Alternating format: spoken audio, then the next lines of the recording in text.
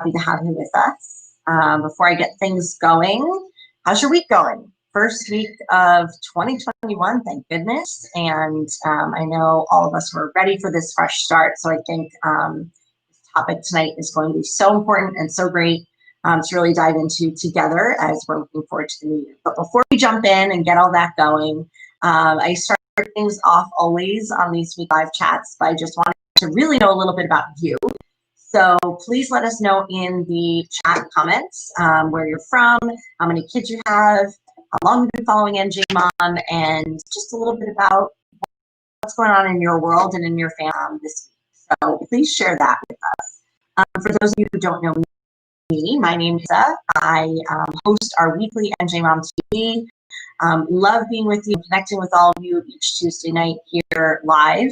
And I have 3 little ones under 5, myself here at home. And in the thick of things, just as many of you are. So thank you so much for being here. And I'm just happy to have you with us. And all of us at NJ Mom are happy to who we see week after week joining us and hopefully getting a lot out of these chats.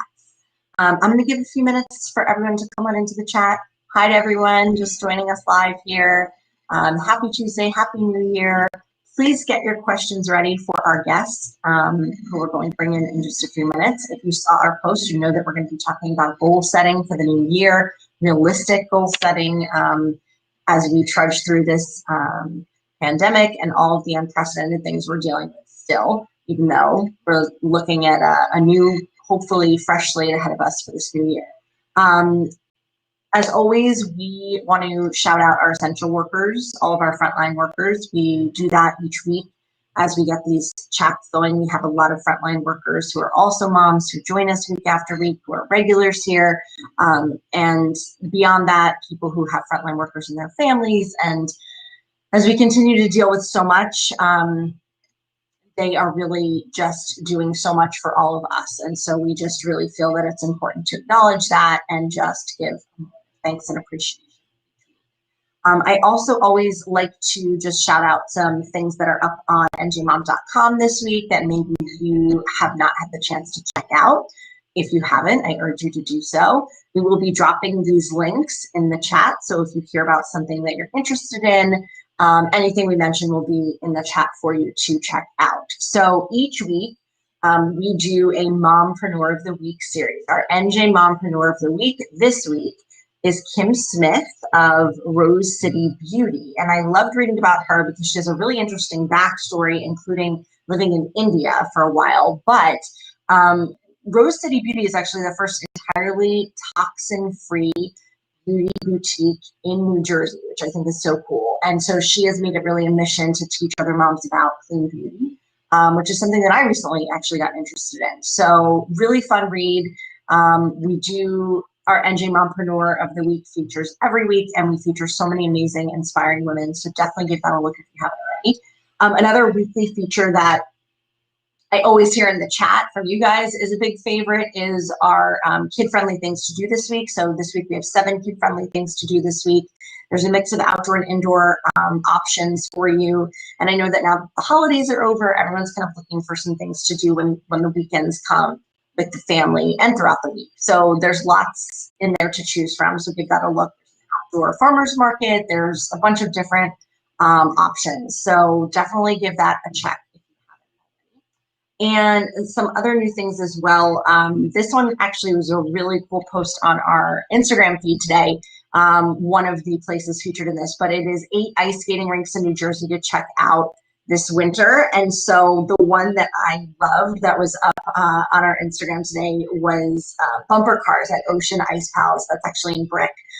So cool to look at. Definitely made me want to go. So give that a look if you're looking for some outdoor winter fun. Another thing that a lot of us are thinking about as we start fresh this year, I know we took down all of our holiday decorations this past weekend and also just cleared out and cleaned out a lot of stuff. So it's that time of year where we're all kind of doing that. 10 places to donate your used baby and kid items around New Jersey. This is always a big one. I wrote this article and I just am always looking for options myself because you want to see your gently loved and used things for your kids go to people who need it and go to really somewhere where it makes an impact. So we rounded some up for you. Check that out if you, like me, tend to drive your car around for like with bags in the back looking for, okay, I'm going to donate this someday. Guilty as charged. So give that a look if you haven't. As always, thank you guys so much for tagging us in your pictures. So many great holiday pictures. We love seeing your NG Mom adventures all around New Jersey, socially distanced adventures. We're all getting creative these days. So thank you for tagging us. We love to reshare them. We choose 5 cover photos of the week on our Facebook page each week as well. So thank you for sharing on Facebook and on Instagram.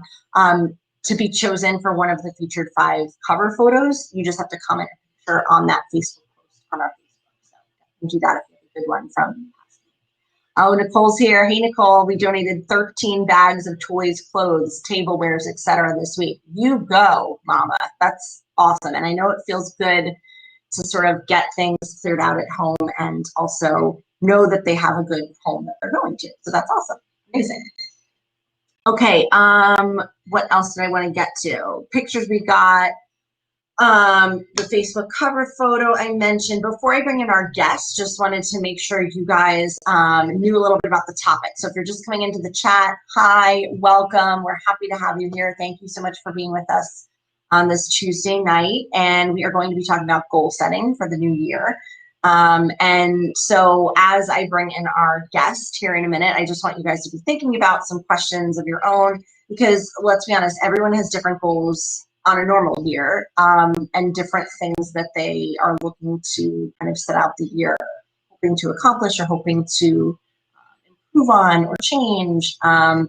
Obviously, these last 10 months have put a lot in perspective for all of us. So I know that this year, the new year start, really different, and rightfully so. And so I want to make sure that you guys are thinking about some great questions for our guests as I bring them in. So without further ado, I'm going to bring in Allison here.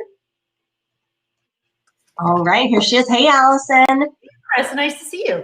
So nice to see you. Thank you so much for being here with us. I am really excited to get into this. I know that all of our mamas are going to get a lot out of this.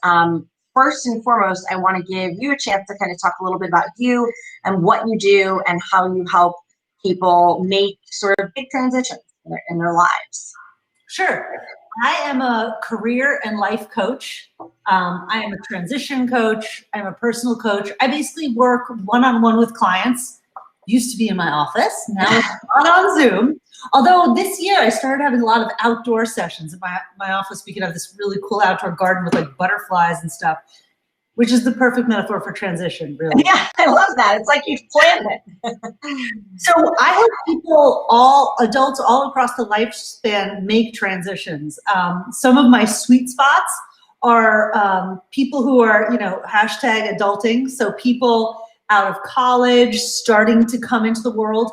This year, I saw a lot of people who had graduated from high school and weren't sure how to get those wheels turning. Right.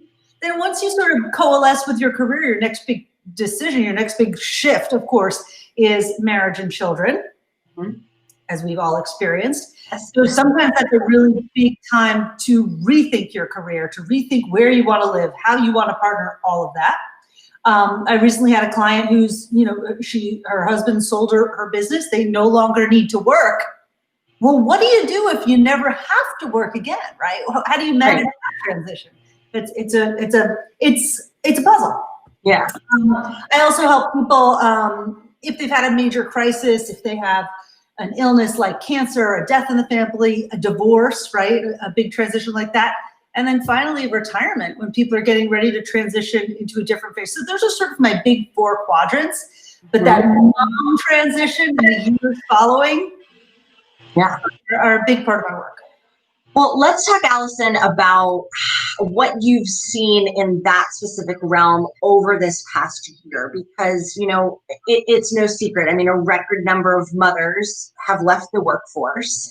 We've all had to totally shift the way we do things at home. whether we work or not, with kids at home and things like that. So what have you heard from your clients who have come to you either as a result of the pandemic, or maybe, the pandemic has sort of awakened something in them that, they're looking for a different path? Well, what's really interesting is, the news that we're all reading talks about moms taking the brunt, right? The moms are more likely to leave their jobs. Moms are more likely to have to be in there and juggle with the kids. And I think in 2021, we're now knee deep in this. And now it's like an amazing time to change the rules of the game. I just finished reading Melinda Gates's The Moment of Lift, where she basically goes around the world with the Gates Foundation, and their biggest goal right now is gender equity, because they're seeing most of poverty tied to gender inequity. Mm-hmm. Well, we do not have the kind of poverty that she's describing in her book. We have a different kind of poverty, and we certainly have gender inequity. So it's honestly, Marissa, it's almost concerning to me, because it's what people aren't talking about and just accepting.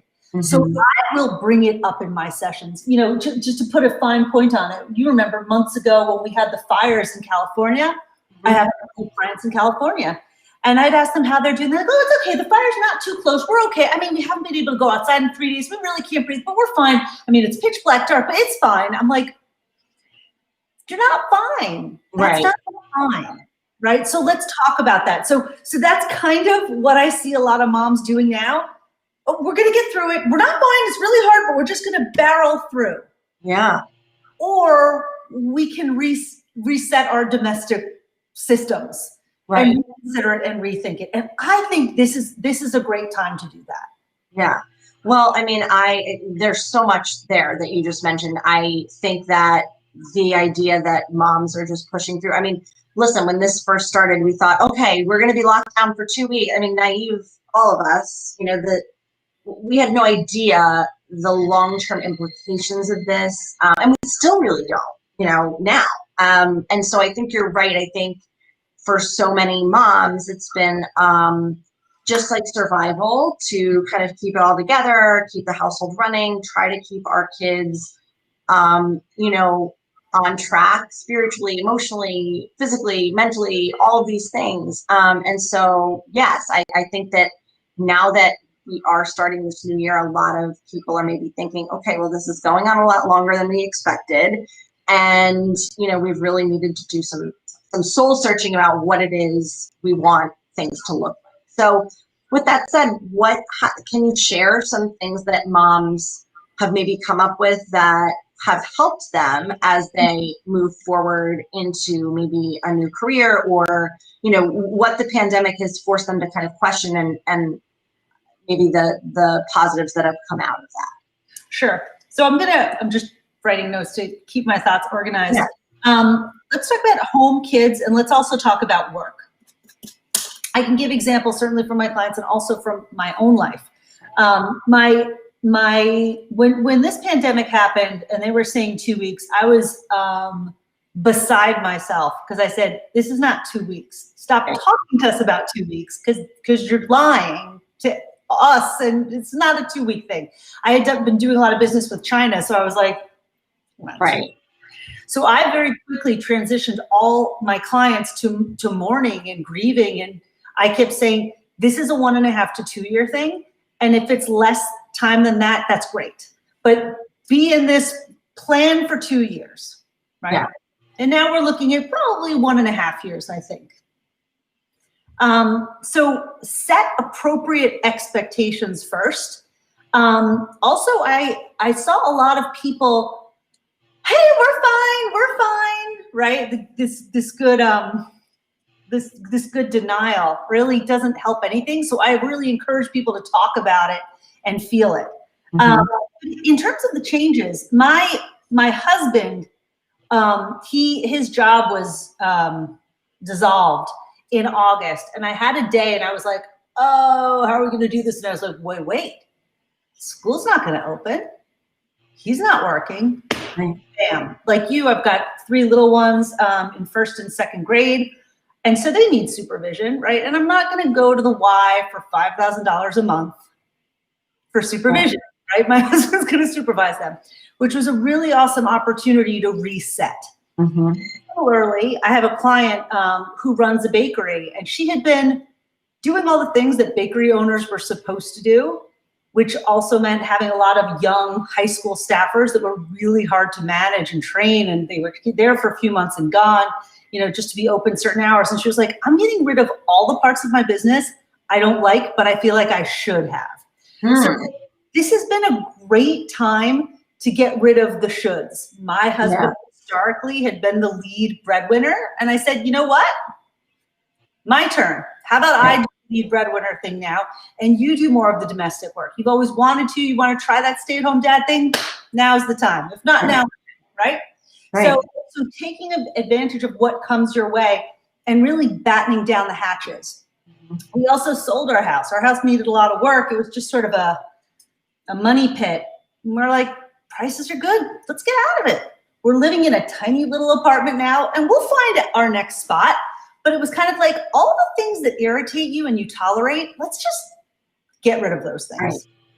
Well, I think a lot of people have, maybe in smaller ways than you just described, but thought about that a lot over this last period of time of, these ideas of slowing down. I mean, that was something when we surveyed our NG Mom community, we polled our NG Mom community about the goals that they're setting for 2021. That came up from multiple different people, that the pandemic taught them they would like to, that slowing down was actually a good thing. And I have felt that in our own family for sure. And that one of their goals for 2021 was to continue with that. Maybe not in the lockdown sense, but just looking at how as a family they operate things and how that has served them better. So I do want to just make sure to mention, I'm seeing some new people coming into the chat. If you're just joining us, hi, happy to have you here. We're talking with Allison Task tonight. She is a career and life coach, and we are talking about setting realistic goals for ourselves as moms in 2021. So if you have a question, if you have a scenario you want to run by or kind of pick our brain on, please drop your questions and comments in the chat box. We'd love to hear from you and get a sense of what you're thinking and feeling. But as we heard from our NJ Mom community, that was something that came up a lot, that re-examining of family priorities and really, putting family first in goal setting for the new year with everything that has happened. So have you had any sort of breakthrough moments on that with clients or anything of note that maybe our moms can kind of take away and implement in their own households in terms of how to kind of stick with that as we move through this new year?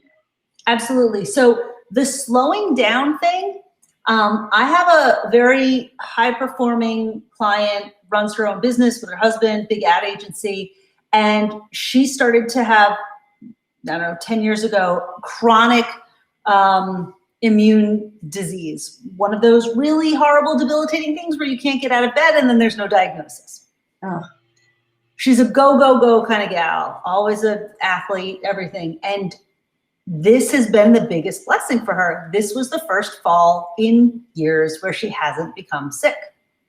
Wow. She couldn't run around. She couldn't do the things. And she's just embracing that rest, right? And she has a physiological response to it. And she's like, what did I do differently this year, right? So she has to take that with her for her health. So I'm so heartened to hear that the NJ Mom community wants to do that. Mm-hmm. And family first, a lot of people had smaller holidays, right? Smaller Thanksgivings. I know my twins were born on Valentine's Day, 2 kids. We usually invite each of the classes to some big thing. Right. Well, thank God it was February 14th last year, because that's not going to happen this year. But I don't think I'm ever going to feel the pressure to invite 60 children to a birthday party again, Yeah. So that family first thing is an extraordinary blessing. Mm-hmm. I don't know how else to say it other than you're simplifying, you're lightening your load, you're getting rid of that which doesn't serve you, and you're spending time with your children. I think this generation is going to feel blessed and content and know their parents in a whole new way. I love that. I think that that is a powerful sentiment, that last part you just said. The intimacy that we have been able to have, the good and the bad, with our immediate core family over these. I mean, I have felt that so many times, as hard as it is. My kids are very young. There have been many days where I felt like I am failing in all aspects, trying to work from home, keep everything together. I know I'm not alone in that. I hear that from my friends, my family, fellow moms in this community all the time. Like, we're all just doing our best. But I will say that I think that that is something that our children, it will stay with them, the amount of time that they've been able to have with their core family, that we really will never, we would never get it back otherwise. So I love that you said that. Yeah, I want to just ask you this, just in a general sense. Well, first, let me say this. Nicole is one of our moms here who always joins us on Tuesday nights. Both she and her husband work in healthcare. So talk about frontline workers. I mentioned that in the beginning, but she was saying, just with both of them working in healthcare, we really want to put family first in the meter. I mean, everyone has a different scenario, and those healthcare workers who have given so much of themselves over the past 10 months, like, just thank you again, Nicole. I just wanted to take a second to say that, because it's a lot, and I can't imagine, all of the things that you've had to sacrifice. So thank you. What I was going to ask you, Allison, is in a general sense, as we think about goal setting here, do you have any tips in terms of, there's a lot of like rah-rah right now from every direction about 2021, it's going to be so much better. And I'm guilty of that too, because, hey, you want it to be better, right? Yeah. How can we how can we make our goals for this year realistic, but optimistic at the same time? I'm struggling with that because I want to look ahead. I'm a naturally, like, I try to be like a naturally positive person. I think that that's sort of like just part of my personality. I want to be a bright side up kind of person, but it's been hard to do that. And I also don't want to set myself up to feel like I failed given everything else that's happening in the world right now. And I think that that's pretty common for moms in the moment, is that, we have way more on our plates that we're shouldering than normal. So how can we set ourselves up with goals that are realistic and optimistic at the same time, is my question. I mean, my pen's just wagging like crazy. There's so many ways to answer that. Well, first of all, one of my favorite things to do in terms of goals, specifically with resolutions, and my husband and I do this every year, is ask someone who loves you and knows you, who's been watching you, a witness to your life, to set a goal for you. I love that. I love that. Yeah, Mr. Marissa. And he sees you walking into that same brick wall over and over again, right? And he's thinking, if she just right. But maybe you don't want to hear it in the moment, right? And my husband's very generous, and he'll make these goals that sound like it's embracing the best part of me. Right. So this year he told me, like, let yourself be as weird as you are.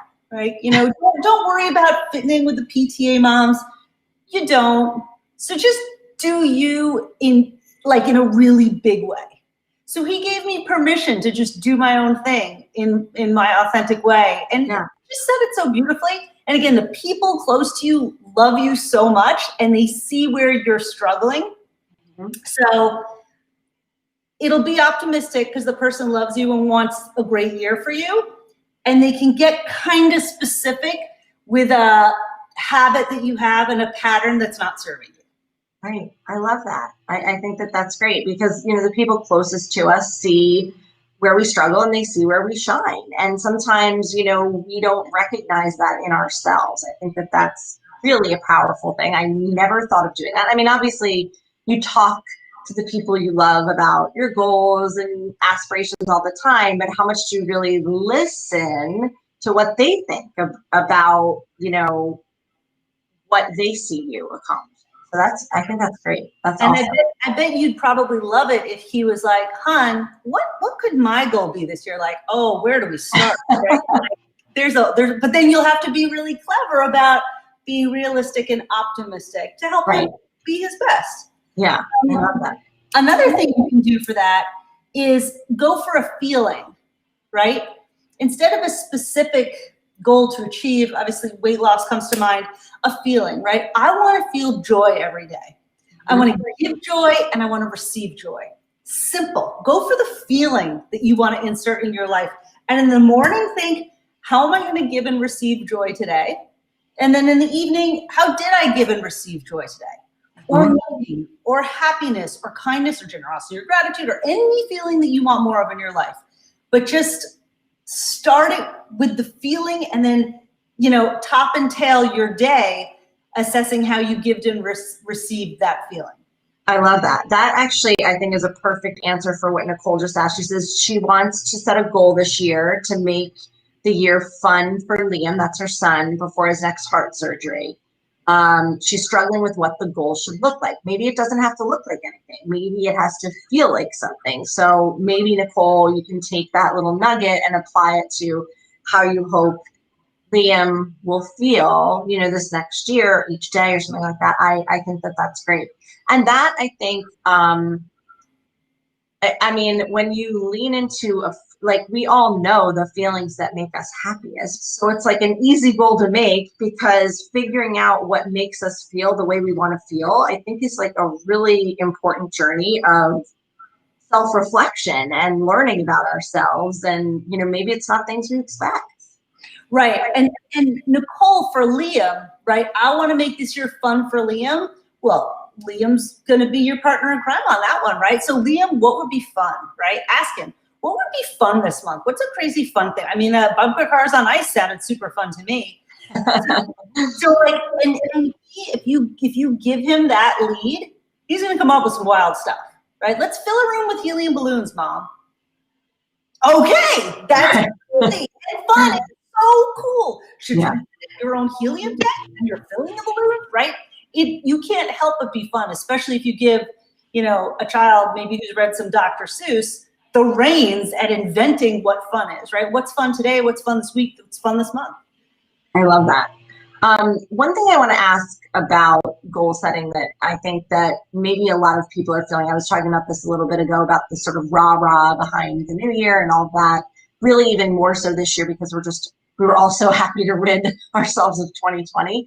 How can we not feel pressure or set ourselves up for that feeling of failure if the year does not, or not even the year, you know, the next month, the next 2 months, 6 months, if we don't hit the notes we want to, if something else comes and throws a wrench in to make things harder on us, like, what are some tips that you have to let ourselves off the hook a little bit when it comes to the pressure that we're all under right now? Right. Well, now that I have license to be weird, I'm gonna, you know, first of all, you grow in difficulty, right? We've all grown this year. We've had the biggest growing year. We've seen what we're made of. And I think as a mom, I'm going to go out on a limb and guess it's for all of us. Holy cow, are our kids strong. Holy cow, are they the models of resilience for us, right? Yeah. We think, oh, how are they going to handle this? Well, a lot better than we are, quite frankly. You know, so flip that model and look at your own sort of vulnerability and look at their wisdom in some ways. In terms of the hype to make it great, you know, it's Angela Duckworth and all of the work that she did around grit. You know, they say if you have an argument with your spouse in front of your children and they see the argument, let them also see the makeup, because the makeup often happens behind closed doors where the argument's right out there. Right. Well, they don't know how to do that other half of the bookends, you know? So that was hard. we just saw a lot of what we do when it's hard. I think that's a wonderful gift from 2020 that we've all given our children. My daughter the other day wrote a card to me. She's 6. She's like, "Dear mommy, I know it's hard." I was like, what? She handed it to me. She's like, wow. She gave me this like empathetic look. I was like, how do you know? She was like, well, you and daddy keep saying it's so hard. It's so funny. But like that empathy, right? Instead of happy, great, rah-rah fun, right. Could the goal maybe be, I'm gonna sit with someone in their pain. I'm gonna let a friend cry, and I'm just gonna sit with them and be like, I love you. I know it's hard, right? I would rather have us sit in the awkward, uncomfortable pain for a deeper connection than try to chase it away with a party and pretend it's not true. I totally agree. I totally agree. The high notes, go for the richness of connection. 100%. Karina has a great question. First of all, hi, Karina. Nice to see you. Would it be more realistic to set smaller goals and build up to a larger one to avoid the feeling of failure? I think that this is an important topic and probably a question you get a lot from clients. Yes. So I call this milestones and inch pebbles. Okay, love that. So maybe there's a big milestone out there. It's just out there. It's just like a crazy dream out there. Fine. Break it down. And what's the first next step, right? What's the first thing that you do? Something that's manageable, achievable. So you can have that big old goal out there, but a goal comes from a series of steps, right? They always say when you win that soccer game, it's not that win, it's the practices that you didn't want to go to that you showed up for, which is where you really had the win. Right. So yes, Karina, 100%. Yeah. The smaller goals are the way to go. And don't set like a goal for the year. I also really like setting like, here's my January goal. Here's my February goal. Because there's so many things we want to do. Like, let's play out those 12 months of the year and talk about how we want to do things. I also love our learnings from the holidays. What did we love over the holidays and what do we not want to do again?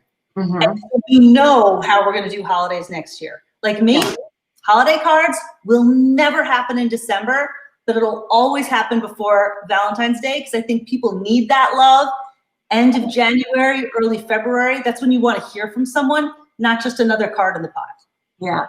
Mine got there like after the new year because I was so late, and then some people got them before, but you know, you may still be getting a card. If you're out there watching and you're a loved one of mine, there may still be one on its way to you. So stay tuned for that. Yeah, I think we all learned a lot about, you know, in general, holidays and otherwise, like we talked about things that were serving us and things that weren't. I will say that I love what you said about the monthly goals. I'm just going to share, I spent an absolutely embarrassing amount of time shopping for a new 2021 planner. And because I was so, I have like, we could do a whole thing on this really one night, but I have a digital shared calendar that my husband and I use for our family. And then I have, and also for meetings and work and all of that, I do that digitally, but I also always need to have a physical planner. And the one I ended up choosing, the part of the reason I chose it, it's right here in front of me because I can't live without it. Part of the reason I chose it is because there's inspirational little things I can add to it. There's monthly sections where I can have monthly goals and weekly goals. Like this week's goals, my planner now says, I'm just going to go to random. I don't know if you can see it. This week's goals. So like a tangible way to kind of write down like those smaller little incremental things. And I just like was so excited because I feel that is those smaller little wins. Like let's take them when we can take them. It doesn't have to be a big giant thing that we're setting out to do. It can be a daily feeling or a weekly thing that we want to just check off our list. So just wanted to throw that out there. If you're like me and we're searching for the perfect one, I'm so happy I got it. That's great. Yeah, and again, you know, instead of I think of it like in terms of music, the really like tinny high notes of like, yay! instead of like doing that, like, didn't we learn better in 2020, right? Didn't we learn about meaning and less is more and the value of the quality connection over the quantity connection? Please bring that to 2021, right? What are you leaving in 2020? What are you bringing? You're definitely, everyone, right? Nicole, family time, the priority. Please let that be for 2021 and for every year into the future, family first, right? Let's just do that. That's why we're here. And from that, then you figure out the orbits that come after that, right? That's a non-negotiable. And then we play. And I think the workplace balance is going to shift dramatically because people had to be flexible with children, and now people will choose to prioritize that. Yeah, I'm very curious also how that's going to shift. It's already shifted in many ways, but I hope it will be a lasting shift and a lasting adjustment in terms of really the expectations, specifically for working moms. So yeah, I mean, we'll have to see. We've heard that from our NJ Mom community a lot. Yeah, and Marissa, I would tell you from my office, when a lot of people come to me when they want to leave full-time work and work more entrepreneurially, and they always say, but health insurance. I'm like, don't just say but health insurance. How much is it, right? Is it $600 a month? Is your employer, is your family plan maybe $1,500 and your employer pays half and you're already paying $750 a month out of your salary? So we're talking about additional stuff. Whatever it is, first of all, it's a ridiculously huge number. I'm just going to say that. But whatever it is, maybe we get, I mean, like right now, I pay for a family of 6 and it's getting real close to my mortgage or what my mortgage used to be. It's getting real close to my monthly rent, right? Yeah. So like, that's kind of a crazy number. Right. The country reviews and looks at that and can take that down. There's going to be a lot more freedom in the way people work. Yeah. I mean, like I made a big, massive career shift myself going on 2 years ago now, which is crazy to think about because this last year was such a blur. And, I will say this, like for me, it's taken a while and the goals that I set for 2020 professionally, like really have not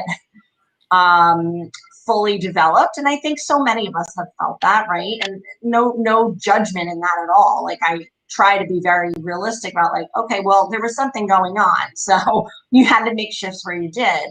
But I will say that even before all this, women I talked to, including yourself, and some of your clients, a few years back when they had you on News 12, it's a process. When you make a big shift, it doesn't happen overnight where like all of a sudden everything falls into place and it's perfect. And I think that that's another thing that this year has taught us about being realistic for ourselves in terms of how we prioritize and our ambitions, because things are not one and done. Like it's messy and you have to, even after you make a big shift, you have to reevaluate. Like I'm reevaluating for this coming year in terms of like what I want and my family and all, so it's like, it's a constant process is what I'm getting at, I think.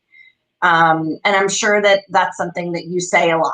Yeah, and something else I always do is I try to pull back to something you already said in the conversation and use it as a metaphor. You started by talking about how you cleaned out the Christmas and then you took the opportunity to clean even more. Of course, right? You don't put up the same decorations every year. And once you start cleaning, like stuff starts to get into the vacuum.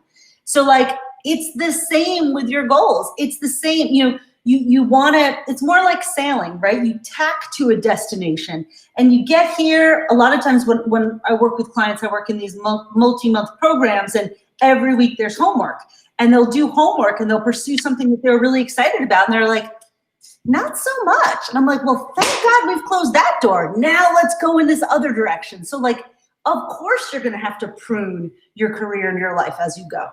I love that. And I think that what you said and the way you said that is like, we have to celebrate when we learn things that aren't working for us too, right? So that I think so many times we feel so let down if we try something and it's just not working for whatever reason in our personal lives, professional, whatever it may be. That's a really great way to kind of shift the script on that, where we're like, oh, well, thank goodness I found out that that doesn't work. Now I know to sort of move into this other realm. I'm like, I love that. Yeah, there's a lot of things. There's a concept in coaching called incompletes and tolerances, right? What's incomplete that you're just sort of letting it hang there, right? For me, it's usually interior design that like rarely gets completed. But if I would just take that 2 hours and put up the pictures, like how much better I'd feel. And again, what are the things that really bother you but you tolerate? Like that comment from a mother-in-law that at some point you're gonna go, you know, I gotta tell you. And as soon as you do that, the energy shifts and it's just, you're so much lighter. So look at those, where are the incompletes and tolerances, and let that be your guide to things to shift.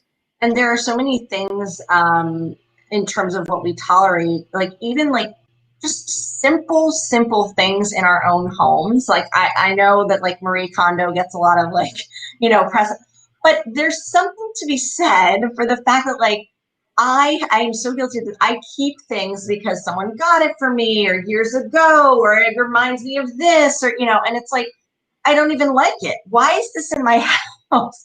And so that is something I think that is like, the sparking joy thing can be applied to so many aspects of your life. And hey, not everything in life is going to make you happy.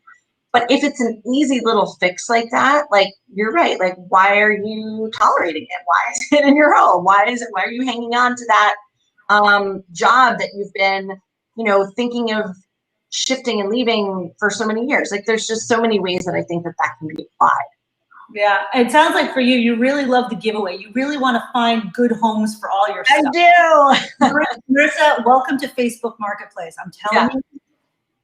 I've heard it's really good, and I need to be, one of my goals for this year is to, I mean, we also did clean out a lot, but yes, there are some big ticket items that I'm like, okay, I just have to like put this, I did that a few weeks ago with some baby things. So yeah, but it's so true. I mean, there's, and like, you know, one of my goals this year is to be more organized, and I'm a pretty organized person, but I think that the goal is more about leaning into a feeling. I feel better when things are organized. I know that about myself. Clutter, disorganization, I'm not, it doesn't make me a better person. Like it makes me angry, it makes me anxious. Like I deal better with things when things are organized and when I feel like there's no clutter. And that can also be applied to many aspects of our lives. So do you have any tips on that, both in a physical and sort of emotional, mental state? How do we, if one of our goals is to live more simply, how can we lean into that more for 2021? Well, you can sell your house and move into an 800 square foot apartment with 3 kids. That worked for me. That's an option. No, so yeah. So that's tough. So number one, I like to be really, really selective about what you allow in your house. Oh, I tackled my Tupperware cabinet. Oh my God, yes. That's such a big deal. It's about not letting things in and then managing the flow, right? Especially as a mom, especially with kids, because you've got to teach them to take ownership of stuff. Listen, if anyone, when we go back to school, if it went like the amount of handouts, there's like 8 handouts per child per day. That's 24 pages. At the end of the week, it's like 150 pages all over the house. Like that's insane. So I've heard of the concept of landing zones, right? When you come in the house, what are the landing zones? Mm-hmm. But also, Marissa, I think you're talking about something else, which is, and you can have that in each room, right? In each child's room in the home, just like no, and you can even use the words like, "Hey, that's your landing zone. Let's get this stuff up and out of the landing zone." You sound like you're pretty self-aware, and you operate best in a clean space. I don't know what the tolerance of your family is. Me too. I'm like you, and my husband realized like wife's gonna like just go when she walks through the door if it's a mess. So he's like, you know, we got a cool little like shark vacuum, and everybody knows like there's signs up in my house that literally says no screen until you clean. God bless. Love it. Lead them, because they just, you know what I mean? So Yeah. like, you be the queen of your castle. And if you know yourself and what you need, well, then you make it the culture of your home. Right. You're the queen of the castle. That's the culture of the home. That's what you need. And that'll probably help them. Yeah. I love that. That reminds me of like one of my friends has this saying, and she became a mom before I did. She's one of my best friends. She's always said this, and I love it because it's so true. And at the time, it applied to me working like very unconventional hours with the newborn, and my husband also working weird hours, and just all of that. But she always says, like, you set normal for your family, and I think that that's like such a great way to approach it, and that is along the same lines. Is like the good thing about like, you know, having a family and family systems and the way you do things is like you get to choose that and make decisions that are beneficial to not only just you but your kids as a whole, your family as a whole, and take everyone into consideration and everyone's best interest in mind. So anyway, I just wanted, I love that saying, and you just said it too, and I just think it's a really good little nugget to keep in mind. Nicole says she tackled her Tupperware cabinet. Such a relief. So good. So good when you have the lids and the right size things in the same drawer, and you get rid of all the excess lids because the pot broke or whatever. It's good.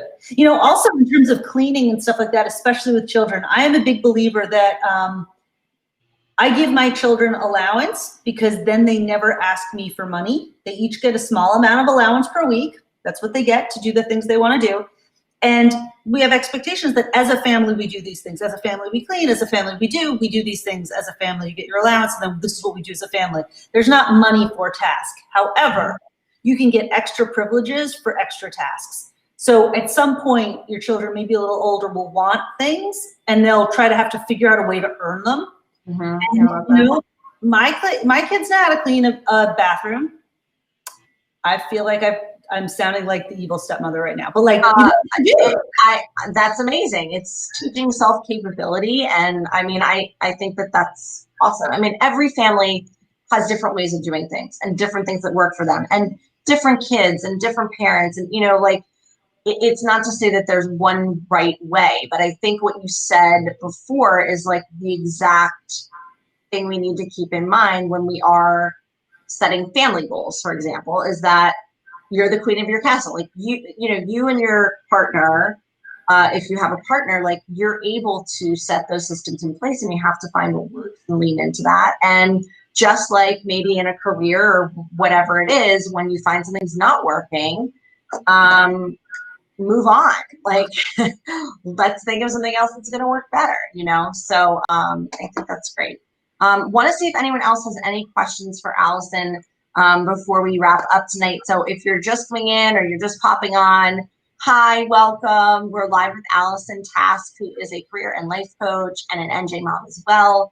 And we're talking about setting goals for this new year, this very unconventional start to our new year. So if you have any questions or any scenarios you want to run by Allison, drop them in the comments. While I wait to see if anyone has any final questions for you, Allison, any parting words from you just on encouragement for moms as we start 2021?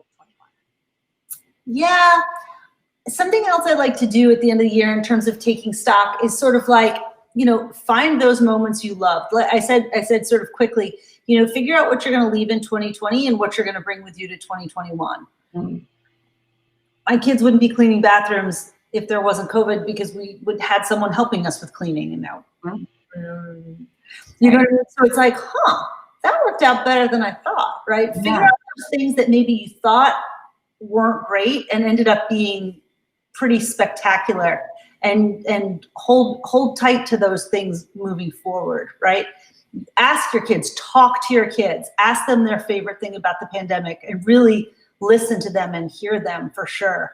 And I know you like the idea in terms of those goals, having the partner set the goal, and also making a feeling a goal, right? And instead of hitting the highs of happy, the new thinking right now in coaching is it's not about happy, it's about contentment, right? Contentment is deeper and richer, whilst happiness is ephemeral and fleeting. So happy's out there, but it's not like the real end goal.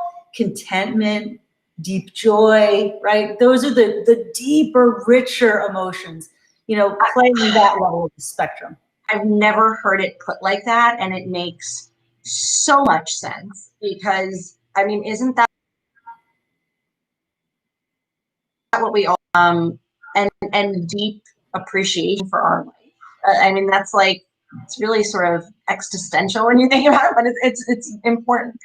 Kelly wants to know, before we let you go, any regrets about selling and moving into an apartment? Well, so Kelly, you could be a coach because you're going right to the center of the question. So first of all, great question. Any regrets? So what was interesting is I had to really confront some that. So I'm just going to answer this a little cushion. I had to confront my vanity, right?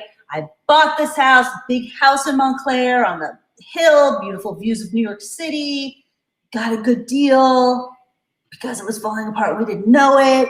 You know what I mean? But it was like a lot of my ego was like, this is my home. This is where I brought my children from the hospital. This is where they will be raised, right? And once I realized, but I don't actually want to live in this house, but this is my home, right? You had to like do that little ego dance. So I would say it was a rough summer because I had to wrestle with my ego hard. But once I let it go, Marissa, you've been very proud. It was like garage sale and fresh books and like the things we left out at the curb that went like hotcakes, like to watch all of that stuff fly hurt because I was, because I was hanging on.